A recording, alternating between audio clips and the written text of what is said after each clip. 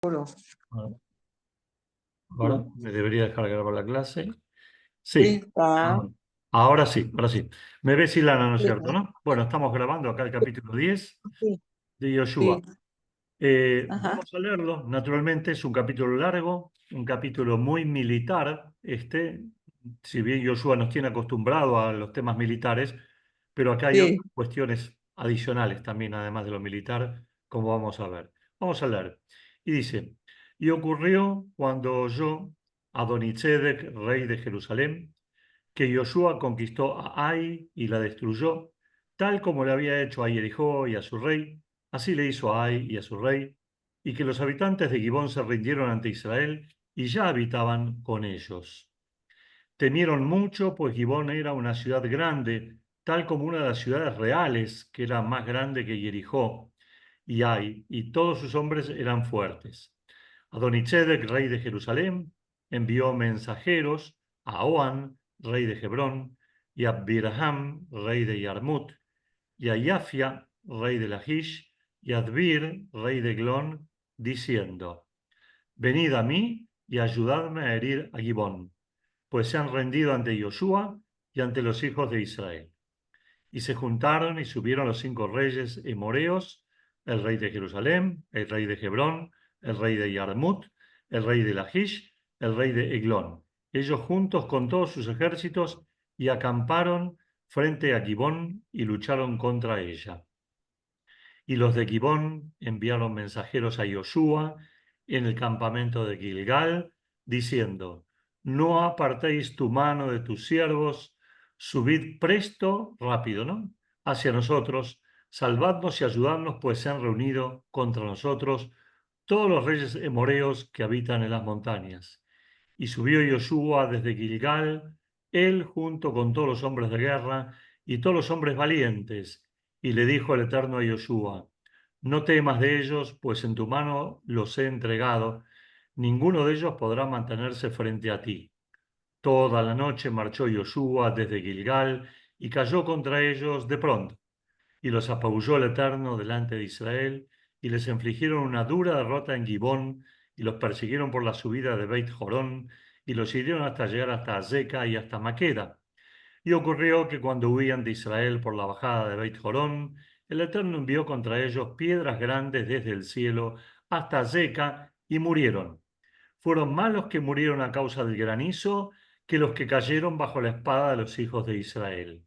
Entonces habló Yoshua al Eterno en el día que entregó el Eterno al pueblo de Morí, delante de los hijos de Israel, y dijo a la vista de todo Israel, Sol, detente en Gibón, y tú, luna, en el valle de Ayalón. Y se paralizó el sol y la luna se detuvo hasta que el pueblo se vengó de sus enemigos. ¿Acaso no está escrito esto en el libro Ayashar? Y se detuvo el sol en el medio del cielo y se demoró en ponerse como un día entero. Y no hubo día como este ni aún, ni antes ni después de él, en que el Eterno escuchó, obedeció la voz de un hombre, pues el Eterno peleaba por Israel. Y regresó Yoshua y todo Israel con él al campamento de Gilgal. Y huyeron los 5 reyes y se escondieron en la cueva que está en Maqueda. Y le fue dicho a Yoshua, fueron encontrados los 5 reyes y están escondidos en la cueva que está en Maqueda. Y dijo Yoshua, haced rodar grandes piedras en la entrada de la cueva para cerrarla, y apostad hombres para que vigilen la entrada. Y en cuanto a vosotros, no os detengáis, perseguid a vuestros enemigos y herid su retaguardia. No los dejéis entrar en sus ciudades, pues el Eterno vuestro Dios os ha entregado en vuestras manos. Y fue cuando Yoshua y los hijos de Israel acabaron de golpearlos de gran manera hasta destruirlos completamente. Los que lograron escapar huyeron y entraron en las ciudades amuralladas. Y regresó en paz todo el pueblo al campamento con Yoshua en Maqueda, y nadie se atrevió ni siquiera a mover su lengua contra los hijos de Israel. Y dijo Yoshua, abrid la entrada de la cueva y traed a mí esos 5 reyes de la cueva. Y así lo hicieron, y trajeron ante él a los 5 reyes de la cueva, al rey de Jerusalén, al rey de Hebrón, al rey de Yarmut, al rey de Lahish y al rey de Eglón. Y fue que al traer a los reyes ante Josué, llamó Josué a todos los hombres de Israel y les dijo a los oficiales de los hombres de guerra que vinieran a él. Acercaos, poned vuestro pie sobre los cuellos de estos reyes. Se acercaron y pusieron sus pies sobre sus cuellos. Y les dijo Josué: no temáis ni desfallezcáis, fortaleceos y sed valientes, pues así hará el Eterno a todos vuestros enemigos contra los que vosotros lucháis. Y después de eso, hirió Josué a los reyes hasta que murieron, y los colgó sobre 5 árboles, y permanecieron colgados de los árboles hasta el atardecer. Y fue en el momento en que el sol se ponía que ordenó Josué, y fueron bajados de los árboles y fueron arrojados dentro de la cueva en donde se habían escondido, y colocaron grandes piedras en la entrada de la cueva hasta el día de hoy. Y a la ciudad de Maqueda tomó Josué ese día y la hirió a filo de espada junto con su rey, destruyéndolos completamente, junto con toda alma que había allí, no dejó a nadie. Y le hizo al rey de Maqueda tal como le hizo al rey de Jericó. Y pasó Josué junto con todo Israel desde Maqueda hacia Libna, y luchó contra Libna. Y el Eterno también se la entregó en manos de Israel junto con su rey, y le hirieron a filo de espada junto con toda alma que allí había. No dejó a nadie, e hizo con su rey tal como había hecho con el rey de Jericó. Y pasó Josué junto con todo Israel desde Libna hasta Lachish, y acampó contra ella y peleó contra ella. Y el Eterno entregó a Lachish en manos del rey de Israel, y la tomaron al segundo día, y la hirieron a filo de espada junto con toda alma que allí había, tal como habían hecho con Libna. Entonces subió Joram, rey de Gezer, a ayudar a Lachish, y lo hirió Josué a él y a su pueblo hasta no dejarle ninguno. Y pasó Josué junto con todo Israel desde Lachish a Eglón, y acamparon contra ella y pelearon contra ella. Y fue tomado ese día y le hirieron a filo de espada, junto con todo alma que allí había ese día, fue destruida tal como le hizo a Lachish.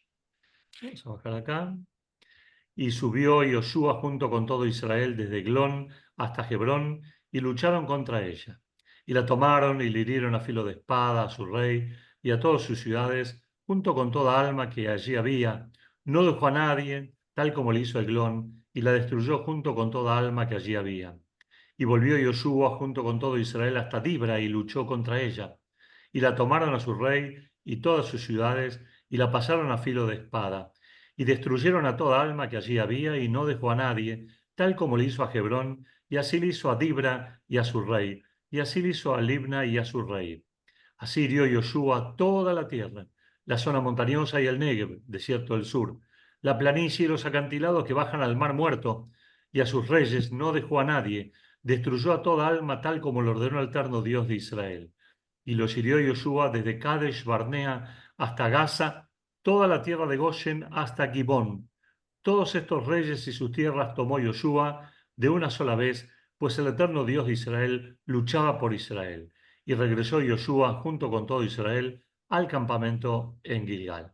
Bueno, vamos a volver al principio. Vimos un capítulo muy largo, 40 versículos. Es uno de los capítulos más largos del libro de Josué, pero también es muy interesante porque si bien parece que hay cosas repetitivas, no tanto. Ya nosotros muchas veces dijimos que es típico que en el Tanaj se repitan algunas cosas, pero tiene un porqué, tiene un sentido. Si no, el Tanaj, la Biblia hebrea, no lo repetiría como tal. Acá tenemos varias cosas que ver.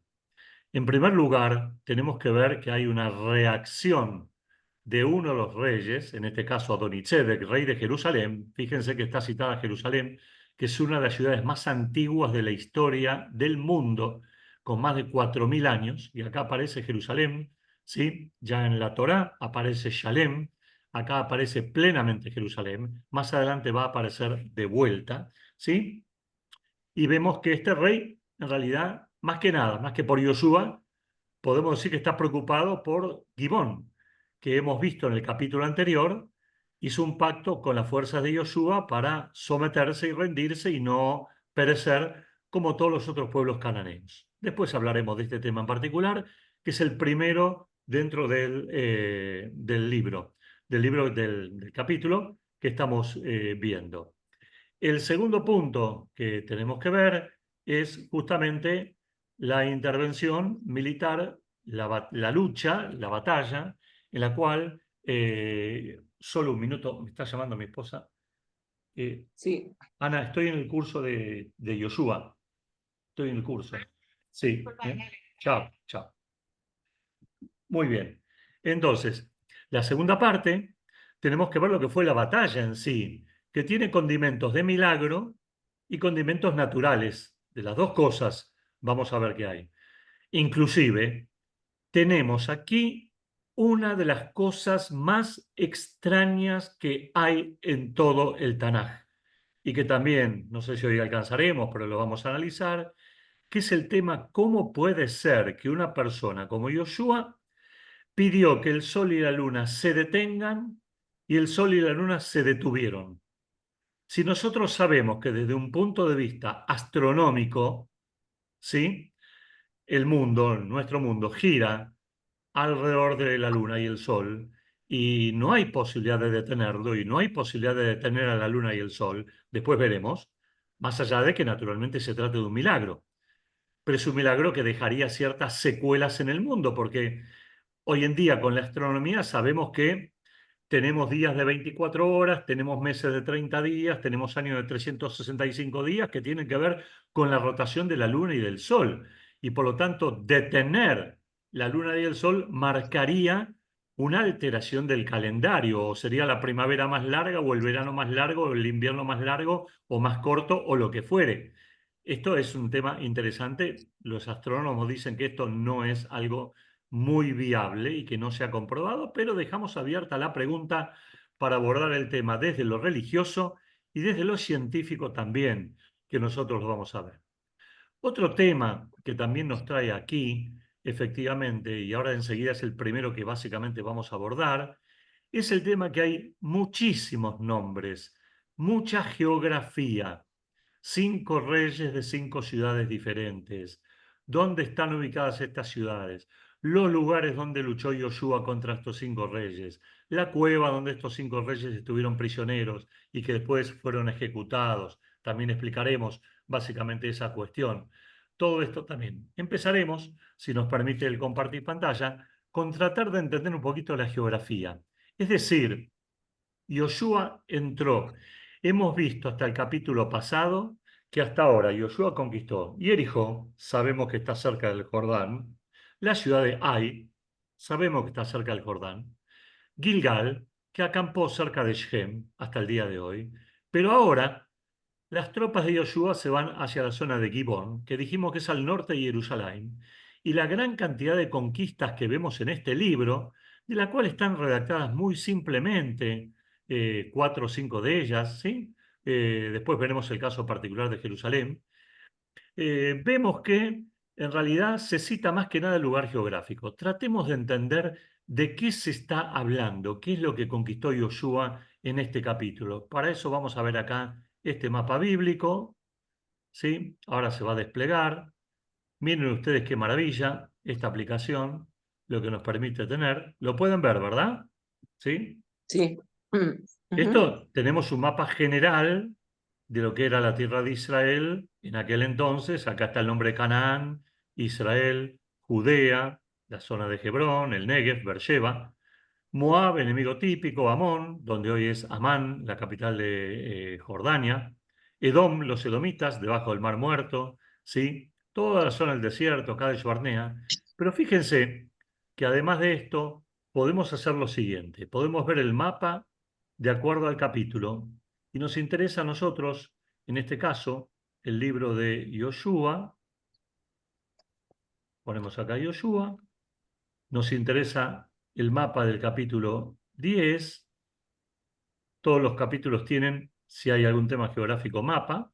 No siempre lo hay. Y miren qué pasa. Ahí tenemos desplegado básicamente el mapa de este capítulo. ¿Sí? El mapa de este capítulo. ¿Y qué vemos acá con el mapa de este capítulo? Esta es la zona de las batallas que se libraron en este capítulo. Ahí vemos que se citó Gaza, ¿sí? Todo lo que sucedió y en dónde estaban. ¿Hay alguna pregunta, Ilana? ¿No? yo no. Ah, bueno. Yo no, es la persona Bueno. que se unió luego. Ok. Vemos Dvir, que está citada, Hebrón, que estaba citada también, Libna, Lajish, Eglón, Ayalón, la zona donde se produjo el milagro. Tengo que mutearlos, por favor. Ahí está muteado. Hans Sierra, hermana Sierra. Gibón, Beit Jorón. Ahí está ubicada Jericó, que ya habíamos hablado de ella. ¿Sí? Fíjense, y si apretamos acá en alguna de ellas, por ejemplo, Hebrón, nos sale una descripción de Hebrón de este capítulo. Yoshua derrota a esta ciudad después de la guerra contra los reyes del sur, inclusive matando a sus gigantes. La historia de la conquista y asentamiento de Caleb, esto ya es el capítulo 11, pero es para darles un ejemplo de cómo aparecen estas cuestiones. Eglón, que es de los menos conocidos, Eglón es una ciudad cananea en las llanuras de Yehudá. Dvir, rey de Eglón, fue uno de los 5 reyes del sur que atacaron a los Gibonim después de hacer un pacto con Yoshua. Es lo que estamos viendo en el capítulo 10. El pacto fue en el 9 y acá estamos viendo el 10. Yoshua derrotó a los 5 reyes, los mató y capturó sus ciudades. Eglón también se menciona en la lista de 31 reyes de Canaán que fueron vencidos por Yoshua, y eso lo veremos en el capítulo 12, cuando la tierra se repartió entre las tribus. Eglón, junto con Bozat y Lajish, se convirtió en parte de la tierra de Yehudá. La identificación de Eglón con Tel el-Hassi al día de hoy es aceptada actualmente por muchos arqueólogos, muchos estudiosos, etcétera, etcétera. Es decir, que si podríamos ver geográficamente la zona de la cual habla este capítulo, es el centro de Israel hacia la zona sur, conquistando algunas pequeñas ciudades, de las cuales hoy muchas no existen. Después vamos a ver en detalle algunas cuestiones más de estas ciudades, pero ahora esto lo vamos a cerrar así y vamos a volver al capítulo anterior. Vamos al capítulo, ¿sí? Para ver, un minutito, un segundo. Acá no salí del mapa bíblico. Volvemos, compartimos acá. Podemos borrar esto. No. Esta aplicación está fallando. No. Acá está. Asistente. Tengo que volver acá. Salir acá. Solo un minuto hasta que yo salga de acá. ¿Cómo era esta función? Acá me olvidé en este momento de la función. Para volver al capítulo. Libro Yoshua, números. Yoshua. Yoshua capítulo 10.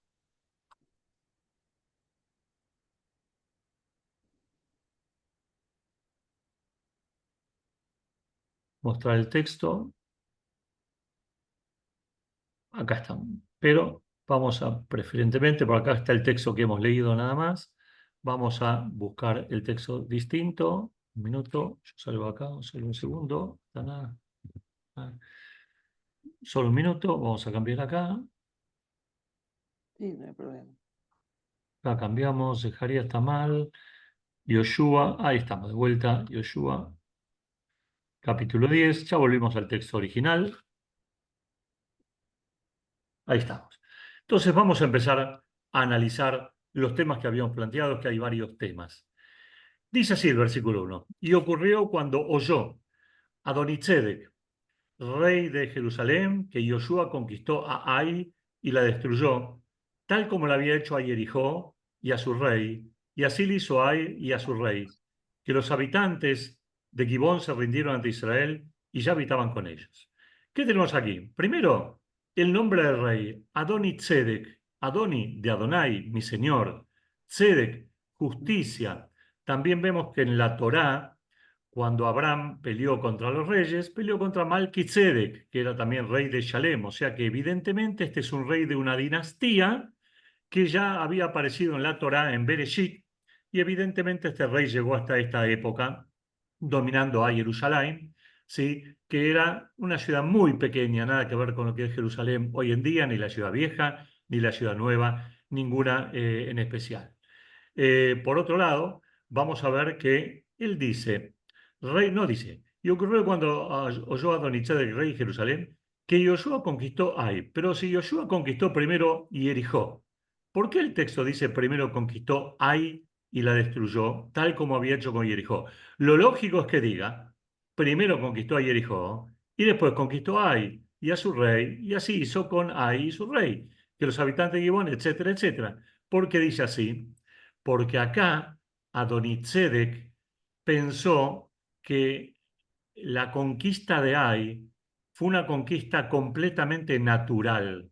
No hubo intervención divina. Recuerdan que hubo 2 batallas por Ai y que no hubo intervención divina, especialmente en la segunda, sino que fue una estrategia militar de Yoshua, con las emboscadas, entrando el ejército un lado al otro, haciendo 2 emboscadas. No vamos a volver a eso para no ir tan atrás. Y por lo tanto él pensó en términos más humanos, olvidó a Jericó y quedó con la idea de que Yoshua puede ser vencido siempre y cuando los reyes se unan. Y acá tenemos el otro problema. Es que Adonitzedek era parte de una coalición que se había unido en el capítulo anterior para luchar contra Yoshua, pero los Gibonim salieron y se fueron a hicieron un pacto con Yoshua. ¿Qué hace Adonitzedek ahora? Le dice o pide a los reyes, no, un momento, antes de pelear con Yoshua, vamos a pelear con los Gibonim y vamos a castigarlos por lo que ellos han hecho, la traición que han hecho. Ahora, ¿por qué? Solo por la traición. Tenemos que entender también que acá hay algo conceptual, estratégico y militar hasta el día de hoy. Si los reyes, encabezados por Adonitzedek, dejaban pasar por alto la traición de los gibonitas, corrían el riesgo de que otros reinados de la tierra de Canaán no se rebelaran contra Yoshua y no fueran a la guerra contra él. Y por lo tanto, ellos deciden que hay que castigar a aquel que se abrió camino y que evidentemente quiso actuar solo, como los gibonitas, que eran un pueblo muy poderoso. Y vamos a ver acá cómo se amplía esto, que es fenomenal. Vamos a ver acá un poco esta explicación. Fíjense, como traen los comentaristas, a Barbanel le explica que toda la intención de Adonitzedek era guerrear contra los habitantes de Gibón, lo que dijimos recién, no contra los hijos de Israel. Y el motivo por el que sale la guerra contra ellos es porque esta gente se rebeló contra su rey, como dijimos el capítulo pasado, que era el pueblo el que fue a pedirle a Yoshua que haga un pacto y no el rey de Gibón, quien se había aliado con los demás reyes. El rey de Gibón se había aliado con los demás reyes, pero el pueblo estaba en contra, no quería pelear contra Yoshua, de acuerdo al capítulo anterior, para luchar contra Yoshua, tal como nos relató al principio del capítulo anterior. Hasta ahí está claro. Pero los habitantes de Gibón desobedecen y no están dispuestos a eso. Por ello fueron por su propia cuenta a hacer un pacto con Yoshua, como lo relatamos y lo vimos en el capítulo 9, las 2 últimas clases. Adonitzedek tenía miedo, que su pueblo también se rebele contra él. Y es por eso que quiere escarmentar a la gente de Gibón, que desobedeció a su rey. O sea, Adonitzedek tiene miedo por él mismo. Es por eso que también invita a los demás reyes, a los otros 4, a que se sumen a la guerra contra Gibón. Pues a sus ojos, ellos han traicionado a los demás pueblos vecinos, haciendo la paz con Yoshua en lugar de vengar a sus vecinos. Ese es el motivo por el cual dice, cuando yo Adonitzedek, rey de Jerusalén, que Yoshua conquistó Ai y la destruyó, tal como le había hecho a Jericó y a su rey, y así le hizo a Ai, y a pesar de todo esto, los habitantes de Gibón se rindieron ante Israel y y ya habitaban con ellos. Veamos acá lo que sigue. Al haber pactado los Gibonim la paz con Yoshua y habitar entre ellos, les estaba dando lugares para acampar. Ese era el problema también, que los Gibonim le dieron comida a los hijos de Israel y por lo tanto estaban alimentando a los enemigos de los 5 reyes. Algo que era muy malo para los demás pueblos que querían luchar contra Israel. Pues si no iban a tener dónde acampar ni provisiones, les sería mucho más difícil a Yoshua y sus hombres poder luchar. Esto me hace recordar un poco cuando Napoleón, con Francia en el siglo XIX, quiere conquistar Rusia y empieza a conquistar Rusia. ¿Qué hacen los rusos en la medida que van retrocediendo? Van quemando los cultivos, los pastos, van arreando los animales, tierra arrasada. No quieren dejarle nada a Napoleón para que su ejército se muera de hambre. Y eso es lo que le pasó. Lo que le pasó a un gran estratega como Napoleón. Bueno, vemos que nos tenemos que remontar acá, que querían hacer la misma estrategia.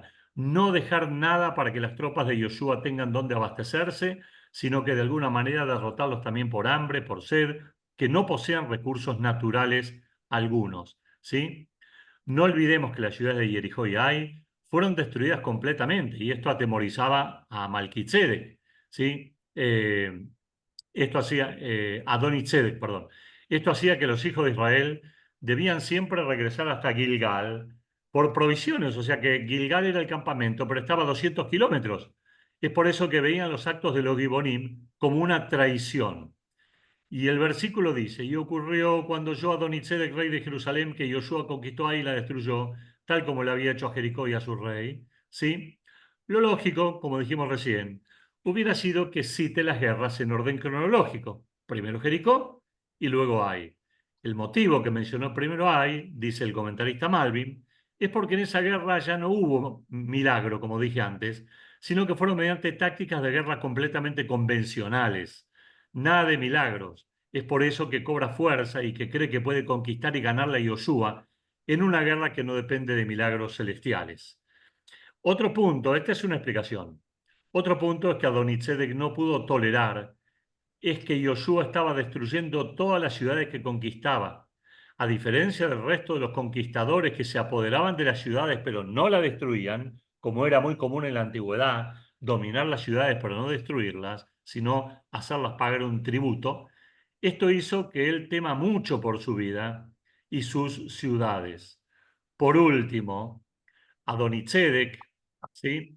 Veía que Yoshua estaba teniendo más gente que luchara y si la sirviera, en este caso los Gibonim, que era una ciudad importante y además con guerreros muy fuertes.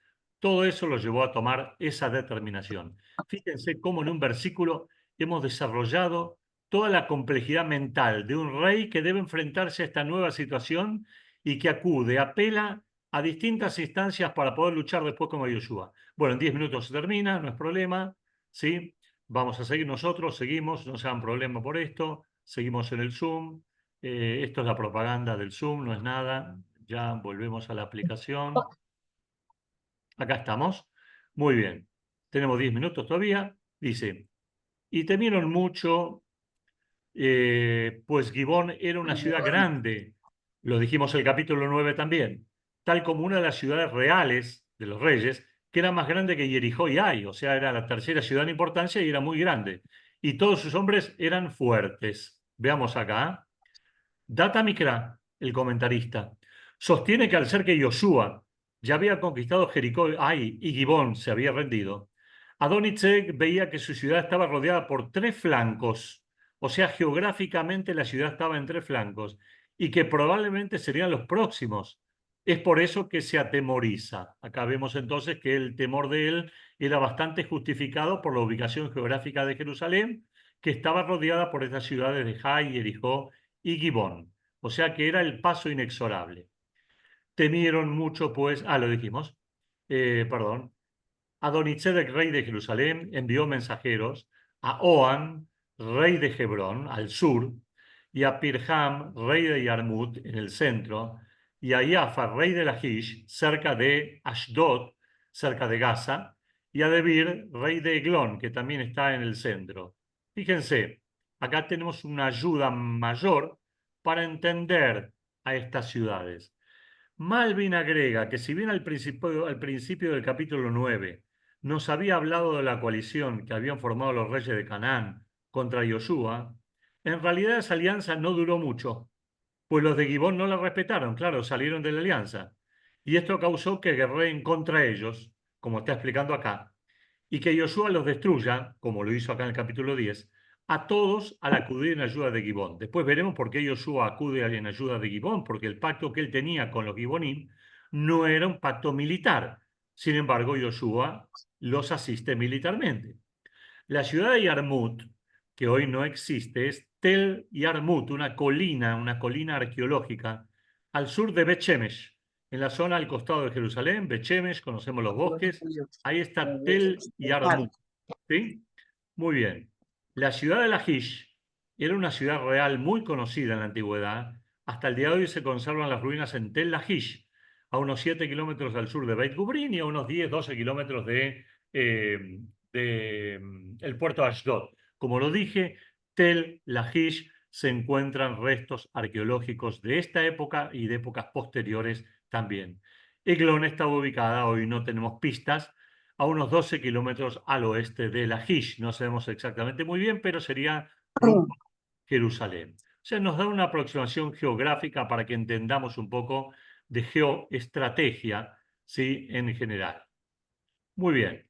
El versículo 4 dice: venid a mí y ayudadme a herir a Gibón, pues se han rendido ante Yoshua y ante los hijos de Israel. Esto es lo que dice el rey de Jerusalén a los 4 reyes. Era imperioso para los reyes emoreos luchar y aleccionar a los habitantes de Gibón, que era una ciudad muy grande e importante entre las ciudades del reino. En primer lugar, para que ninguna otra ciudad los ose imitar, como dijimos antes. Y en segundo lugar, para que si los hijos de Israel no puedan asentarse en esas ciudades y tener provisiones, sino que queden aislados y sin víveres, que era una de las estrategias de estos 5 reyes. Sabiendo que Josué era más poderoso, la estrategia es secar, quemar, arruinar los campos para que la tropa de Joshua no tenga lo que comer ni tenga lo que tomar. Al estilo, como dijimos, que se hizo los rusos con Napoleón. Y dice así, aparentemente lo escucharon porque dice, y se juntaron, ¿quiénes? Los reyes, ¿no? Y subieron los 5 reyes moreos, subieron a algún lugar, a alguna colina, para ver el panorama militar. Otra vez, repite, el rey de Jerusalén, después veremos la repetición que hay otra vez más, el rey de Hebrón, el rey de Yarmut, el rey de Lachish y el rey de Glón. Ellos junto con todos sus ejércitos, no solamente un puñado de soldados, sino que movilizaron a todo su ejército y acamparon frente a Gibón, que hoy en día dijimos nosotros el capítulo pasado, está cerca de Ramoto, está cerca, si ustedes conocen, de la tumba de Shmuel Anabí. Ahí está la ciudad de Gibón. No es una ciudad, es un nishub. En realidad se divide en 2, Gibón y Yeshaná, Gibón Hadashá. Están ahí. Ella y los de Gibón, y lucharon contra ella. Acá está. Se juntaron en Jerusalén, que era el lugar natural porque era desde donde lo llamó el rey. Y subieron a Gibón. Hasta el día de hoy Gibón está en más altura que Jerusalén. Tan importante era para esos reyes esta batalla que fueron ellos mismos en persona, junto con sus ejércitos. El objetivo era conquistarla, a Gibón, para que de esa manera poder detener el avance de los hijos de Israel desde el norte hacia el sur y que no puedan llegar a las montañas de los Emorim, de los Emoreos, que estaban en esa zona que antes describimos en el mapa. Veamos qué dice el 6, que dice así. Y los de Gibón, ahora la pelota pasa para el campo de los gibonitas que se asustaron por el avance de 5 reyes. ¿Qué hicieron? Los de Gibeón enviaron mensajeros a Yoshua en el campamento de Gilgal, a 200 kilómetros, diciendo: no apartéis tu mano de tus siervos, recordad que hiciste un pacto con nosotros, subid rápido hacia nosotros, salvadnos y ayudadnos, pues se han reunido contra nosotros todos los reyes emoreos que habitan en las montañas. O sea, ¿qué es lo que están haciendo en primer lugar? Mandan emisarios para pedir ayuda directamente a Yoshua. Pero fíjense el texto, el léxico, y con esto vamos a terminar, porque ya falta un minuto y quiero cerrar bien la grabación. Fíjense que dice: no apartéis tu mano de tu siervo. Miren los verbos: no apartéis, subid rápido, otro verbo, salvadnos, tercero, y ayudadnos, 4, pues se han reunido 5. Es decir, vemos en las palabras de los reyes verdaderamente desesperación. Están desesperados por la amenaza, perdón, los emisarios. Vemos en los emisarios unas palabras de desesperación, porque evidentemente están muy asustados por los 5 reyes, y por eso acá el texto nos permite inferir, nos permite ver, nos permite entender básicamente ese temor. Dejamos acá de compartir pantalla para ya poder grabar. Muy bien. Nos falta solamente un minutito, nada más para terminar. Quería preguntar si han quedado, si se ha entendido. Vamos a reactivar el audio. Si se ha entendido, si ha quedado alguna duda, alguna pregunta, pueden tocar, reactivar el audio. Ahí Por está. mi lado, Sí. por mi lado, no. ¿No? Todo Ilana, bien. ¿todo bien entendido, Ilana? Sí. Sí, Perfecto. sí. Las hermanas Sierra que ahí están abajo, ¿sí entendieron? ¿Hay alguna duda, alguna Ay, pregunta? no puedo. Ok, ok, perfecto. Bueno, vamos a dejar acá que ya estamos terminando. Nos vamos a encontrar ya la semana que viene, Dios mediante. Y seguimos Mediante. adelante explicando este Sí, capítulo. doctor Neide. Que Sí, nos... señor, sí, señor Natalio, muchas gracias, entendimos muy bien. Ah, bueno, perfecto, muy bien, bienvenidas entonces. Muchas gracias. Eh, Gracias. así que nos vemos ya la clase que viene. Que esté muy bien, gracias, Gracias. Bendiciones. Ilana. Nos vemos en el Beit Knesset. Ok, ok. Saludos a todos, Perfectamente, Dios gracias. mío. Saludos a Ana. Cómo no, gracias, igualmente gracias.